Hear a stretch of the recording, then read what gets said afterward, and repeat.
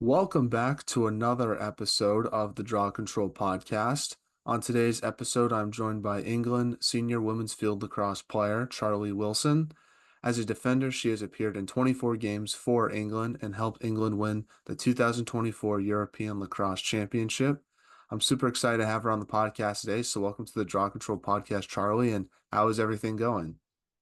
Good, thanks. Thanks for having me. I'm really looking forward to this.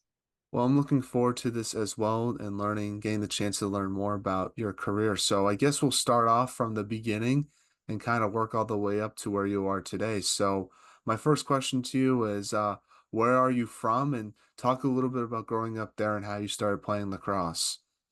Sure. I'm from London, obviously in England, in the southwest of London, where lacrosse is probably one of its biggest in England.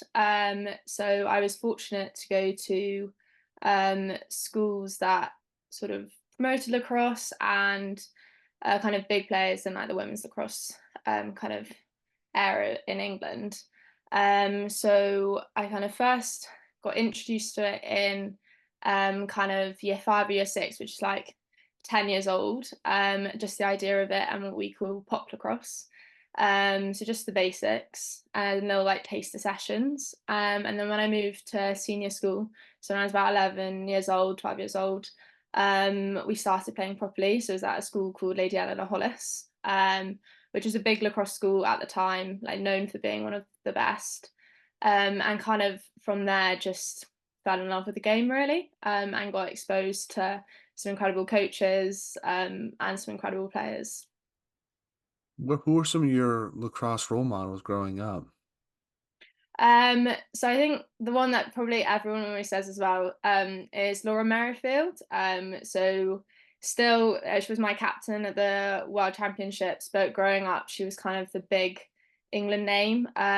She was a big player at Maryland as well, where she went to college, and just was this big name for being such a leader and promoter of England lacrosse, but honestly watching her play, just the way that her motivation, her skill level, and she does just make everyone want to be better. And you could kind of see that as a young player. But I think having actually been one of her teammates, you could see how much she inspires everyone. And it does make you, it's that kind of feeling that just spreads. I'd say another one would be probably my school coach. She was called Nikki Budd, and she was the U19 England coach for probably like 6 years, 7 years. And she, as soon as you joined, just made you want to be better. And she had such a passionate love for lacrosse and the game and making everyone want to play it regardless of your ability. And she just pushed you basically. And from year seven up to the age of 18, she just basically inspires you to keep going. And I think she was the one who first saw that I could get into the England setup. And honestly, thank her a lot for motivating myself, but also a lot of my teammates. That's awesome. That's awesome. Now, obviously, growing up, I read somewhere where you also did gymnastics growing up along with lacrosse. So I just want to ask you, how did that sport help you in lacrosse? I assume maybe it made you a little more flexible so you can make some cool moves as a defender. Yeah, I think being a dual sport athlete is so helpful. I mean, across any sport. And I started from gymnastics from the age of like 4 or 5. And I think, gymnasts are known for having the conditioning programs that are quite intense, and that power and agility. So I think I had that foundation when I first started to play to have that fitness level and have maybe the more kind of athletic advantages over my other players. And I think also just the kind of the discipline that gymnastics teaches you from such a young age. Like I was taught the motivation, I was taught, listen to your coaches and turn up to training. And if you practice, you'll get better. And I think it's such a mindset that helps you forwards. And I think it was something that was drilled into me so early on that when I came to lacrosse, I didn't really need help in that sector. I just needed help getting the basics of the lacrosse skills. So let's talk about the two teams that you've been playing with for the past few years. So, which is obviously Cardiff University and Centaurs Lacrosse Club. Mhm. So, let's talk about Cardiff University first. So, in England, is there like a recruiting process for when an athlete joins a university? And if so, how did you end up going to Cardiff? And if not, how'd you start playing lacrosse with that university? Yeah, so the system's quite different over here. So obviously you guys get recruited really early on, and sports can be a really big part of your university experience with scholarships and all of that. But in England, it's not really the same. So there's probably a few universities who recruit. It's not really big in lacrosse. It's more in kind of the other bigger sports, so like rugby and hockey over here. But I think places like Nottingham Uni and Exeter, where they've got big coaches, they're kind of able to attract players a lot more. But the basics comes down to academics. So unless you have the grades to get into that university, regardless of your sporting ability, you just can't go. So Durham Uni, incredible lacrosse university, but a lot of players unfortunately miss out on going there just because it also wants you to get the top grades. So it's a different experience in terms of you're going with lacrosse being a big part of it. It's more kind of academics comes first. So for me, Cardiff's not a massive sporting university. I went for medicine, so they're a really good medical school, and had a really nice, great course. So that was my main motivation. And they are fortunate enough to be in the top lacrosse league for our university. Sorry, the top university league. So I was still getting a good level of play, but we kind of see sport as like an extracurricular. So you do your course and then you join the clubs on the side. So other people can go and join for hockey or netball. And then depending on the level of your university and the support they have, you'll train certain amounts. So Cardiff wasn't loads. But it was something I immediately signed up to because obviously I want to be playing lacrosse as much as I can and just enjoy the experience really. So you literally just sign up when you turn up. It's as simple as that. At university, they want levels from kind of beginner up to, the national players, and they encourage everyone to get involved in sports, particularly with lacrosse not being massive over here. We still get lots of sign-ups from people wanting to learn, even at the age of 18, 19. So I think it's a good way to advance it, but unfortunately, we don't have that kind of recruiting, financial support for our universities that you guys have. Yeah. I do want to ask, what was it like taking medicine at Cardiff, and what's like the best class you've taken regarding your major? That's kind of cool that you took that. Or best class.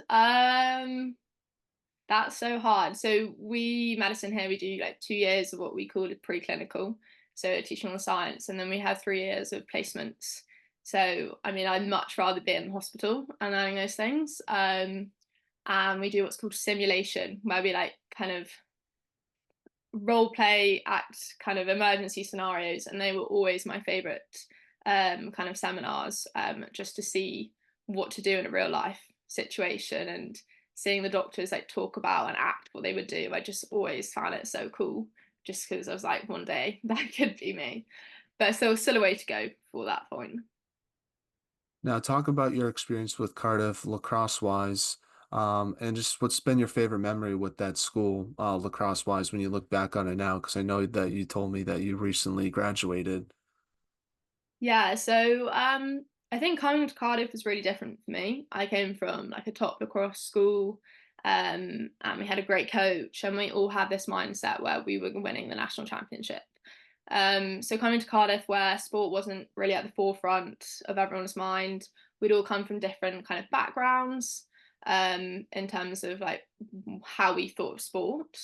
So it was different, kind of adjusting and kind of having my own individual motivation to push because I needed to keep that level high for England, but also doing the basics of just enjoying my sport. And I think it was a really good experience for me because like most of these girls were just playing because they had like it was fun. Like one of my best friends, Lissy, she did medicine as well, and for her it was just an enjoyment of being a team, and it kind of reminded me of like why we all do this in the first place. And then sometimes I just let go of my competitive side a bit, and wanted to kind of help coach and help improve lacrosse, but improve it across all levels. So help the beginners, help the ones who kind of came from sort of a lower level lacrosse school, and actually help them get better because they might not have had that coaching. So I think that was just such a good experience, and the team in general was amazing. I loved them so much, and I captained them for 2 years, and it was honestly such an incredible experience. Favorite memories. So I don't know if you guys do this, but we have what's called varsity over here. So it's normally two universities that have this rivalry.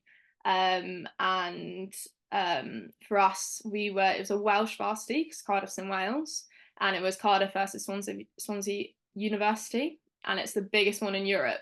So we all go on one day. I think it's like 30 sports playing. You all watch each other. It gets, really competitive. There's a shield at the end. And every year we would win that. And I think that was just the best display of kind of teamwork. But also, it was the last game of the year. So for seniors, kind of I was there for a lot longer than some of the other players because of Madison, and just watching them and how much they'd improved, and us, like just the teamwork coming together. So right now you currently play for Centaurs Lacrosse Club. How did you join that club, and how is it different than university, I guess? So Sensible was trained at my school.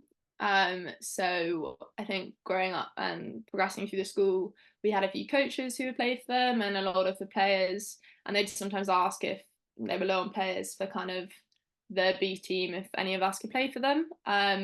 So it kind of was just spread across the school. And then friends of mine started playing, and that's just how I kind of got roped in. And it's honestly such a great environment. Unfortunately, haven't been able to pay for them over the last 5 years while I've been at uni. So kind of coming back this year has been really, really exciting. And we have our first game in 2 weeks, so we've just been training for the moment. But it's a really exciting club and one of the top ones in the country. Different to university, I'd say the level at the club is really high. We're filled with national players, and everyone who turns up to training, you're there because you want to improve, and you just want continuous feedback.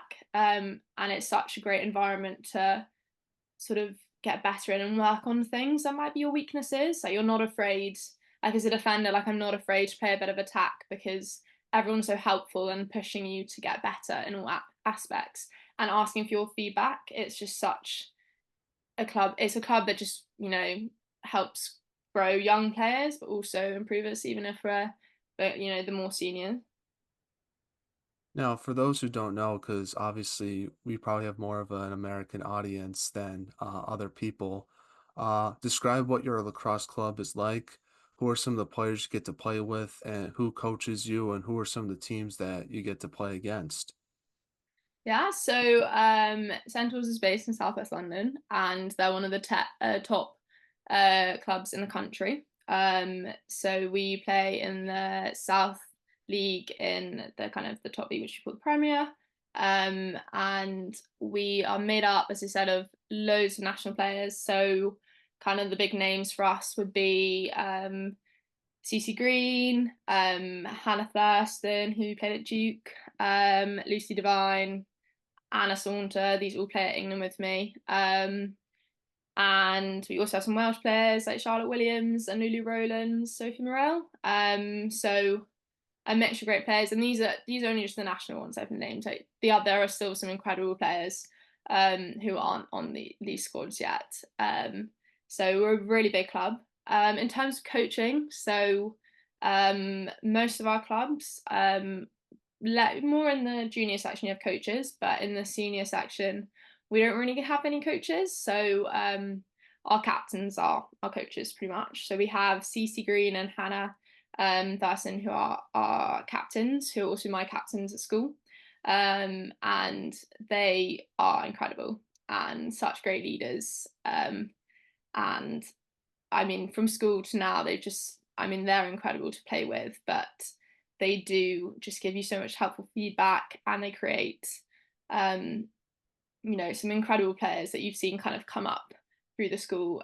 So it's really good to see. And we do, well, all pitch in as well. So, as I said, we're quite big with like the open feedback. So, Anna will give me tips, Lucy will give me tips, and then I can help them with their defense. So it's a nice flowing environment. And then in terms of who we play, so the women's, the south is a lot bigger for lacrosse, and then it's different with the men's. In the north, it's a lot bigger.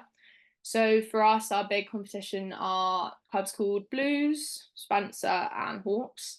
All three of which again include a lot of national players. Biggest rivalry mainly being with Blues. So we had been champions. I think the last time was 2019, possibly. And then Blues for the last few years have kind of come on top, and they just went to the European Club Championships. So kind of our big aim is next year to reach that and to top this year again, kind of bring back the cup. That's awesome. That's awesome. Well, I'm curious, how do you think those experiences with Cardiff and Centaur sort of have helped you prepare for Team England just overall? I think Cardiff was probably the biggest, helpful environment for me, because I had to coach a lot of the time, and it was kind of breaking down things that I thought would not obvious, but kind of the basics, and breaking down the foundations of things.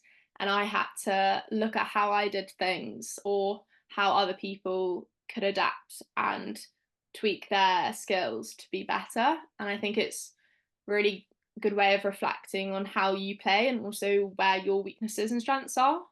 But also on the side of kind of coaching some attack as well, it's that tactical IQ that you build. And like our head coach Mike always says, like, the best defenders know how an attack runs, and if you can read them, how, what an excellent attacking unit is. You're more likely to be a better defender because you can read their plays, you can figure out what they're trying to do a lot faster, and your success rate's going to immediately go up. So I think coaching from that aspect was like, hey, this is what I'm seeing, this is what I can be using in my own game as well. And then I think at Centaurs, I think they just pushed me to be out of my comfort zone, to not just kind of play safe. And as I said, it's having those people that have known me for ages, like Anna and Cece, and they just remind me to like keep trying the bits that make you a little bit uncomfortable. And it's so when you get to places like England, which is still an incredibly supportive environment, but you push for it, and you sometimes just go for those little bits that you might not otherwise do, and they're there to support you in at those training camps too. And I think again, like our head coach always says, like, as long as you have your stick in your hand, you're always going to slightly get better. And the more time I play with them, the more time I have my stick, the more time I'm defending, and I will just improve.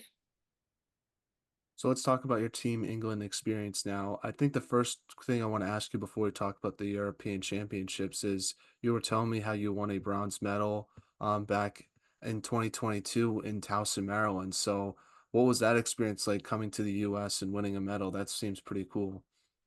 Yeah, I mean, that was unbelievable. I was really fortunate to go to the U19 one in Canada back in 2019, and unfortunately, we didn't come away with a medal. We were really close to beating Canada in the semi-final, and unfortunately, just didn't go our way. And I kind of entered the senior setup, just wanting to improve, not expecting to make the World Championships, and COVID happened, and it kind of gave me this extra year to just develop, just that extra year to push and kind of get my foot in the door. And I never ever expected to be on that team because I came in with, already there were just 3-star defenders, to learn from. I had Emma Adams, Emma Oakley, and Chloe Chan, who were just such a good unit. And I just wanted all the time to learn from them. And I was so fortunate to get that extra year. And with Mike Monster coaching as well, I just somehow still kind of can't believe it, but got selected. And then to play against, the best in the world, play against the US, the Canadians, Australians, and have the top matchups. Defending people like um, Charlotte North, Erica Evans. Putting yourself against like some of the best attackers. It was just it was a bit surreal at the time. I kind of just wanted to experience it all. And I kind of went not expecting to play that much. It was very much like I was, kind of like a super sub. Like I was there to help push us. I was there for the bench mob, and I got to play even more than I thought. And then to end with a bronze medal as well. There's a video of us like screaming on the sideline when it happens, and I can still just like remember that feeling all the time. Like just so much adrenaline and excitement, and I think I probably blacked out, to be honest. It was so exciting, but and it's just motivating to keep you going, and it shows what hard work does. That's awesome. I see obviously some of the trophies in the background of your Zoom. So I am curious, where do you keep your bronze medal and well, obviously the medal you got in Portugal last month? So my dad, actually inspired by one of our other players, Liv Thomas, who also won the bronze as well, created like a frame with like one of our shirts in and then a photo and a medal. So it's kind of hung up in our lounge in a little That's photo cool. frame, just for it to be shown. So it's in a nice little display. That's awesome. That's awesome. So every time people go to that house, they can sort of first thing they see is that medal. So then they have to ask a question about it, I would imagine. Yeah, and he loves talking about it. That's awesome. Well, let's talk about the European Championships now. So I'm curious, one, how does the selection process work for Team England typically? And where were you when you found out you made that team? Obviously, it was an honor for you to get selected, but I'm assuming it wasn't as surprising as maybe in 2022. Yeah. So, in terms of selection, then, we have quite a really good pathway system in England. So, from the age of 13, you can enter our like national academy pathways, which I joined immediately, and you enter what's called like our regional academies, and you build yourself up into ideally getting into our national academy, which I entered at 17, and then you hopefully join the junior national squads, and then from there you can enter the senior squad, which we have our performance sector and then we have our development sector. So from our performance sector, it's quite a fluid movement, but the squad will be picked out. The performance squad normally kind of three months before the competition, and it's I think well, I mean, it depends on the coach and how they like to do it. But we normally have tours either to the US. So prior to the Euros last year, we went to North Carolina to play a multitude of teams, and that helps selection. We also have our training camps, which occur once a month, and then our home internationals, where we play Wales, Scotland, and normally another team. And these kind of all feed in to help the coaches select the end squad, basically, and we get feedback throughout the year. But that end squad, I mean, you can't always predict because you can never know exactly what the coaches are thinking. But it kind of the feedback helps like where you are and your certainty, and what you need to improve on. So in terms of finding out, I actually think I was in Cardiff, following just still on placement, I think, and I got it mid placement, so it was really exciting at the time. But yeah, as you say, it was definitely a different experience to Worlds. I think, not because I knew I'd make it. I think just nothing can beat knowing that you're going to World Championships. That's just like a whole different experience, and I think that one took me way more by surprise. I didn't really know I was in the talks for it. Whereas like this one, you have more of a chance. But it's still every time you find out you're going to play, it's such a good boost, and it's such an honor to be able to represent your country. So none of it, I don't think it ever like it's not, it's never not exciting. Now, from your perspective, what was like the thing that you got better at throughout the tournament the most? When you look at like just the overall like games that you played, what would you say is like the biggest improvement that you made to your game? I was thinking about this, and honestly, it's my S&C coach is gonna love me, but the off-field things, I think being tournaments are long, they're 10 days, but you're playing games every single day, and your time away from the matches is so important to recover, kind of reset yourself. Like if you have a bad game, you can't just focus on the mistakes you made. You have to prepare yourself the next day. And like eating right, being in a different environment, you're not in your own bed, you're not comfy. It's a completely different space.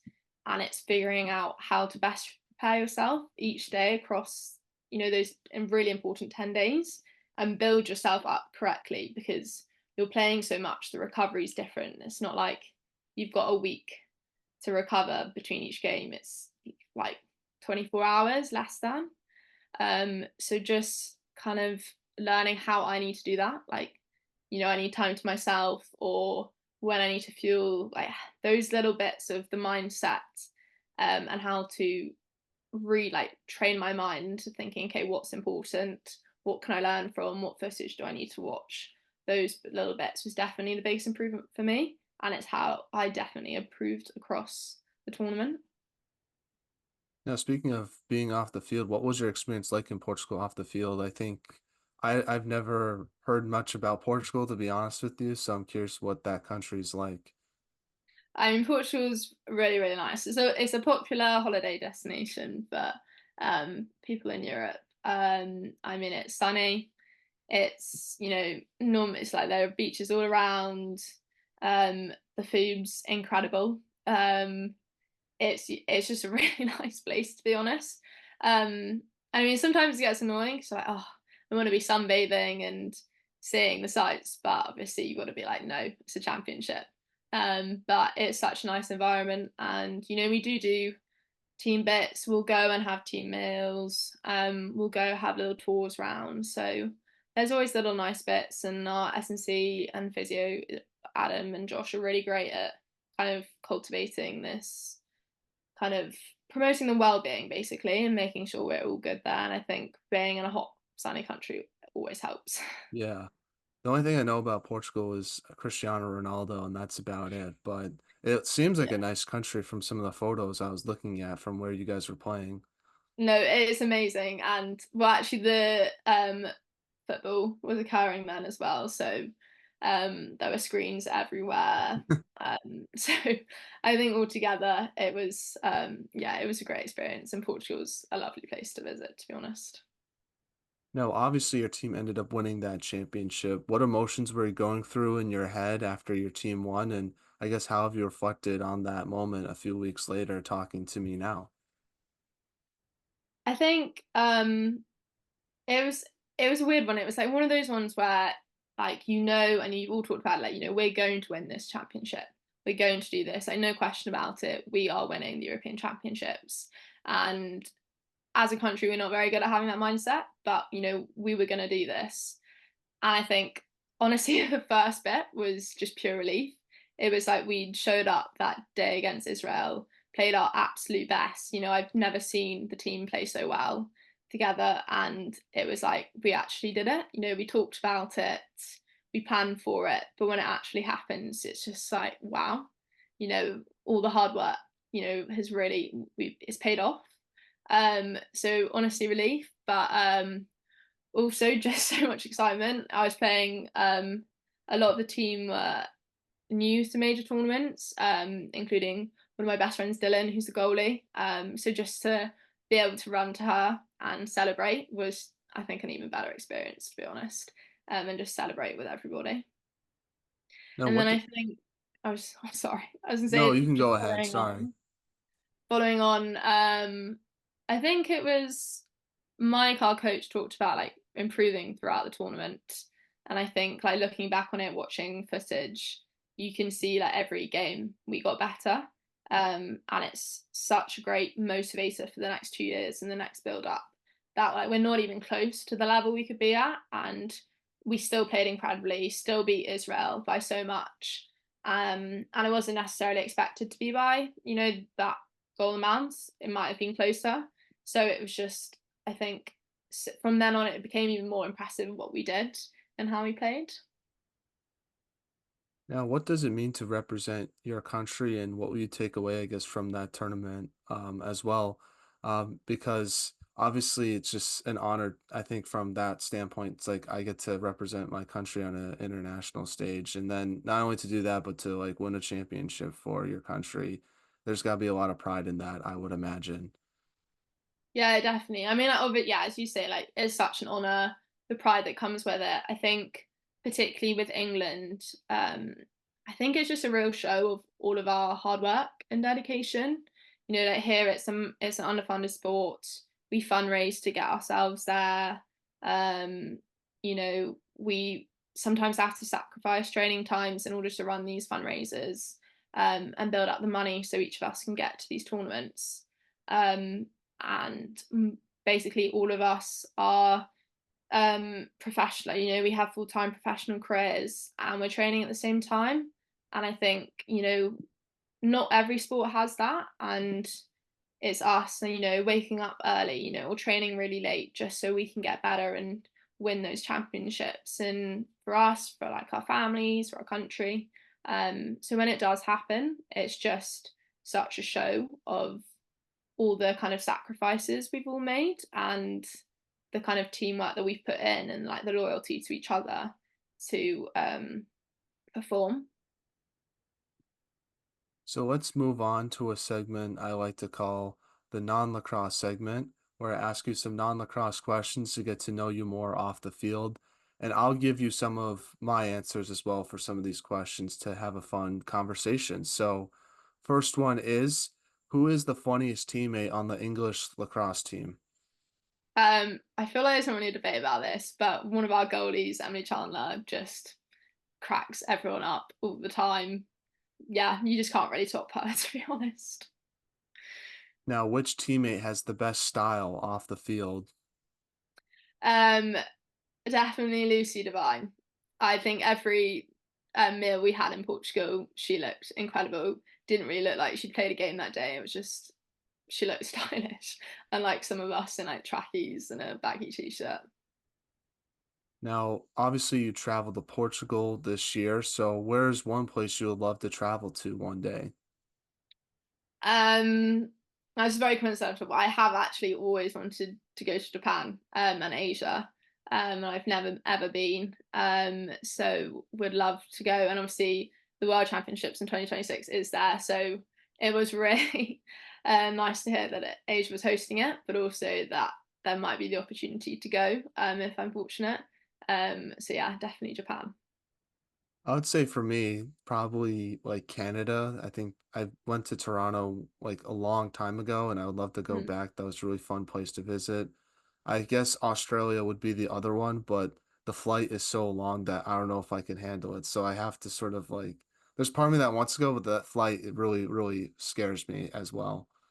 Yeah, no, I went to Australia earlier this year and it is incredible, but the flight is very long. But I'd say it's worth it.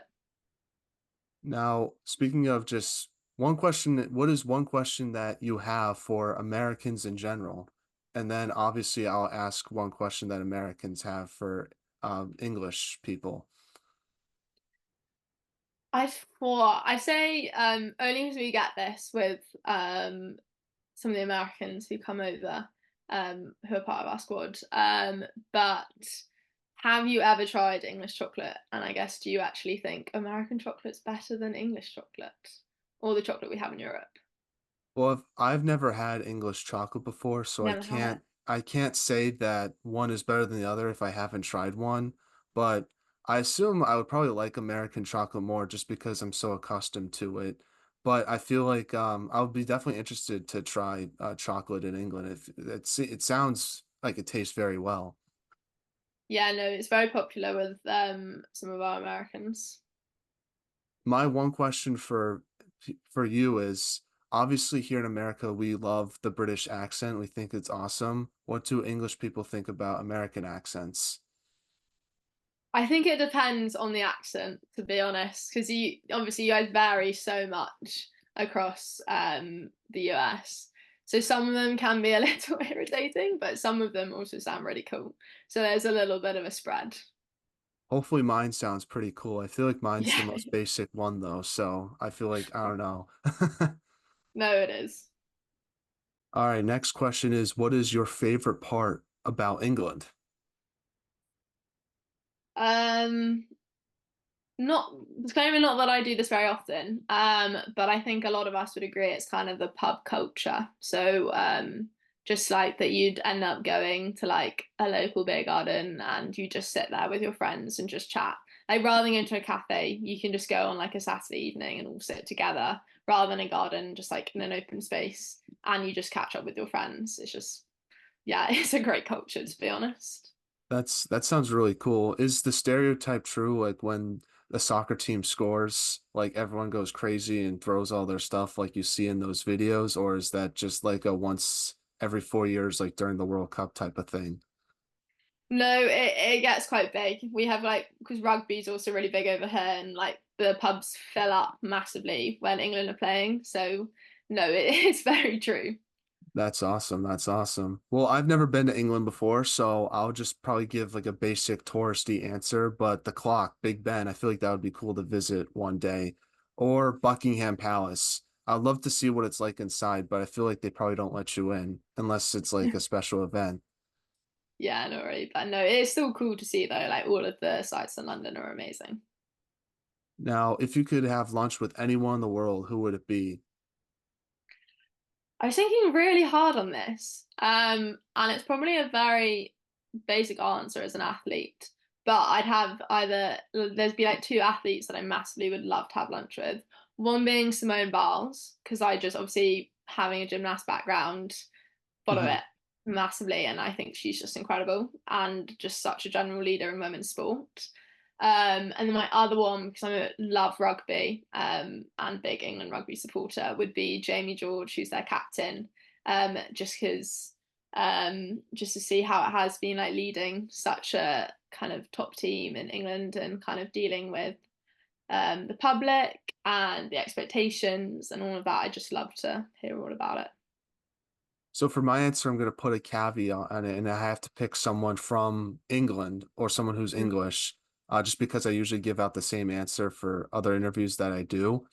So I would say for my English person that I would love to have lunch with would be Harry Styles. I just think he seems like a cool person. And I Mm-hmm. need some, I guess, I think I really like his fashion style as well. So I feel like I need help with dressing up a little bit. So I'll talk to him, either him or Emma Watson. Both of them seem like really smart and Mm, cool people to talk to. So I'd go with both of them. definitely. Who's your other answer normally? Usually Tom Brady, he's my favorite football player. I just like the adversity that he's gone through and sort of how he sort of became one of the greatest football players of all time. And I'm also a Patriots fan as well, so he brought me a lot of joy in my childhood. So I usually pick him. I think he's awesome. That's a good answer. Now, getting back to some lacrosse questions now, one question I want to ask you was what should be done to help continue to grow women's lacrosse in England? I think that's kind of like a top and bottom and answer of this. I think, firstly, like as a senior squad and kind of the elite pathways, the facilities, the investments, things like that. As I said before, like we're self-funded, and we really struggle to get investors. And I think having to pay for all of this ourselves and constantly having to sacrifice times for fundraising and things like that is kind of preventing the growth of us, but also being able to broadcast what we do to the country and build up that support. So I think investment is massive and getting people interested, um, which obviously is a bit of a caveat to help us grow anyway. But I think that's really going to push us, and then it will help fund also kind of like our grassroots levels, so the lower down, and push that side. But I think something really important, which you guys have incredible coaches all across the country. And I think for us, it's developing our coaches too. It's not just the fortunate few schools that get to experience incredible teaching and those inspiring coaches that want like make you want to get better. It's kind of having it so all schools have these incredible people and teachers and push you. So it's not just making everyone fall in love with it. And I think teachers and leaders are um they're so important to that process. And I think unless we develop them as well and get girls interested when they go to school, again, I don't think we'll grow the talent. So I think it's important to focus on the coaches too. And hopefully that will, increase the talent pool that we have. Yeah, I totally agree with that answer. I think here in the US, we sort of take for granted the amount of great coaches that we have here. And you can just see, like, even like not in college, there's probably so many great high school coaches that help players develop and make them the player that they are once they get to university and then after they graduate, obviously. So that's definitely something that I really like that answer a lot. I don't know how you would go about it. I think that's sort of a definitely another podcast for another day, but definitely interesting to hear your perspective on that for sure. Yeah, no, I think I've been so fortunate to have, as I said, like Miss Bud at school. I had one of our now England coaches, Sally Keogh, as I was in the pathway, and like Mike Molster now as our head coach. I've had some great lessons from all of them, and I wouldn't be the player without them. And I think it was so key to my improvement. So yeah, I don't know. As I said, I don't know how you do it. It's kind of coaching the coaches, but it's something to definitely focus on. I think the only way I could think of is just trying to get as many players to play, and then a lot of those players would probably want to coach after they're done playing, Mm, and then if they develop properly and sort of have a lot of knowledge, then they can pass that on to younger players and that sort of just keeps going on from generation to generation. It's obviously yeah. something that will take a long time, but it can, I feel like that's the only way I could think of like how to improve on that aspect. Mm, definitely. Now, last question I have for you, Charlie, is just do you have any shout outs you want to give, anything you want to promote, and who from your team should we have on the podcast next?